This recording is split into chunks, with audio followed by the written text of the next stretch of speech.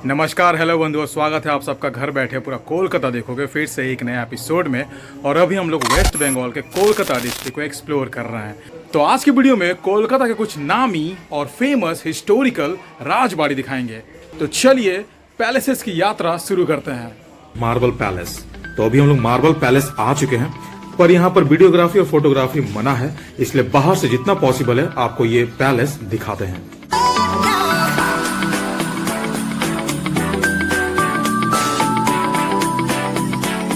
Marble palace north Kolkata में बने एक नियो क्लासिकल स्टाइल की आलीशान हवेली है, जो कि 1835 में बनी थी। ये हवेली कोलकाता के सबसे संरक्षित और सबसे खूबसूरत घरों में से एक है। ये अपनी संगमरमर की दीवारों, फर्शों और मूर्तियों के लिए प्रसिद्ध है, जिससे इसका नाम मार्बल पैलेस पड़ा। ये हवेली एक अमीर बंगाली व्यापारी राजा राजेंद्र मलिक द्वारा बनाया गया था। यह घर उनके वंशजों का आज भी निवास बना हुआ है, और यही कारण है कि अंदर फोटोग्राफी या वीडियोग्राफी बिल्कुल भी वर्जित है। बेलगछिया राजबाड़ी, जिसको पाइकपाड़ा राजबाड़ी के नाम से भी जाना जाता है, और ये ठीक बेलगछिया मेट्रो स्टेशन के बगल में ही है। बेलगछिया विला मूल रूप से ऑकलैंड के एक इटालियन का था। प्रिंस द्वारकानाथ टैगोर ने इसे 1823 में उससे खरीदा था, और 1835 में इसमें दूसरी मंजिल भी जोड़ी गई। इसका जो सारा फर्नीचर है वो इंग्लैंड और इटली से मंगवाया गया था। द्वारकानाथ अंग्रेजों के करीबी थे और यहाँ बड़ी बड़ी पार्टियां करते थे। 1846 में जब इंग्लैंड में उनकी मृत्यु हुई तो पता चला कि वह अपने फिजूल खर्ची के कारण भारी कर्जे में डूबे थे।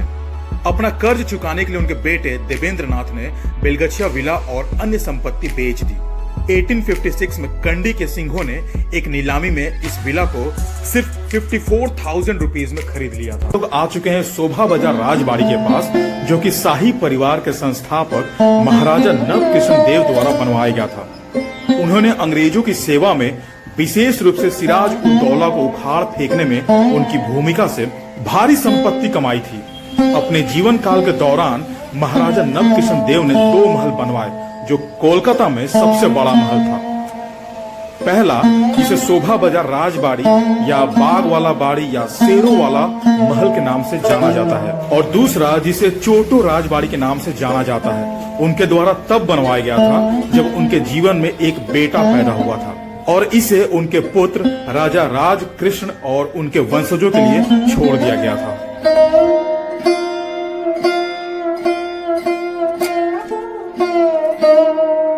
अब हम लोग आ चुके हैं रानी रासमोनी भवन। ये आपका इस प्लेनेट तालतल्ला में है। यहाँ पर 3 भवन हैं। रानी रासमोनी की 3 बेटियां थी। तीनों बेटियों के नाम पर एक एक भवन दिया गया था। तो अभी आपको तीनों भवन दिखाएंगे अंदर से, और साथ में रानी रासमोनी के बारे में भी थोड़ा बहुत बताएंगे कि वो कौन थी। अभी आप जो देख रहे हैं ये उनके बीच वाली बेटी का भवन है। रानी रासमणी एक भारतीय बिजनेस वुमेन, एंटरप्रेन्योर, परोपकारी और कोलकाता में दक्षिणेश्वर काली मंदिर के संस्थापक थी।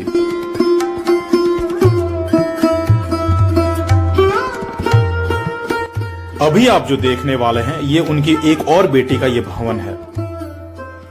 वह 19वीं सदी के शुरुआती बंगाल में समाज सुधारक में से एक थी। इसके अलावा उन्होंने बंगाल प्रांत में अतिक्रमण, ब्रिटिश प्रशासन और औपनिवेशिक समाज के सभी क्षेत्रों में उनकी उपस्थिति के खिलाफ कई प्रतिरोध का नेतृत्व भी किया।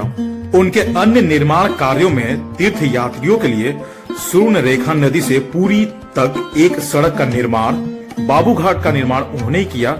इंपीरियल लाइब्रेरी, जिसे अब भारत का राष्ट्र पुस्तकालय बोला जाता है, उनके द्वारा ही निर्माण किया गया था। और हिंदू कॉलेज, जिसे अब प्रेसिडेंसी विश्वविद्यालय कहा जाता है, उसे भी उन्होंने काफी दान दिया था। अब हम लोग आ गए हैं रानी रासमोनी के तीसरी बेटी के घर पे, और यही वो मेन घर है जहाँ पर खुद रानी रासमोनी रहा करती थी। ये जो आप ठाकुर दालान देख रहे हैं, यहाँ बहुत ही भव्य दुर्गा पूजा होता है। वैसे तो तीनों भवन में दुर्गा पूजा बहुत ही धूमधाम से मनाया जाता है, पर मेन जो शुरुआत हुआ था वो इसी भवन से स्टार्ट हुआ था।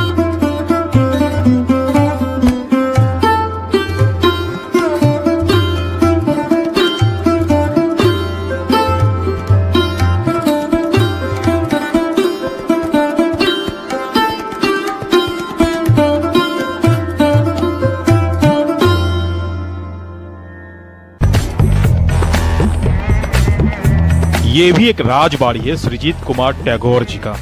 ये रविन्द्रनाथ टैगोर के रिश्ते में आते हैं।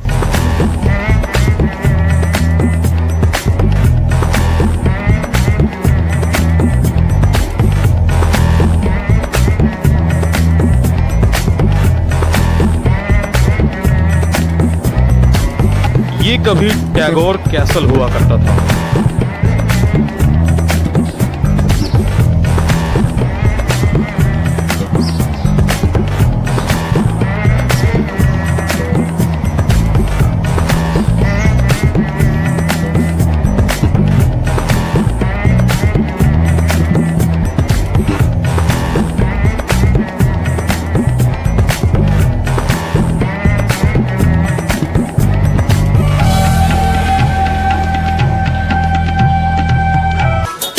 ये मल्लिक राजबाड़ी है, इसको घड़ी वाला राजबाड़ी भी बोला जाता है। आप नूतन बाजार से आगे बढ़ेंगे तो ये आपको मेन रास्ते पे ही मिल जाएगा।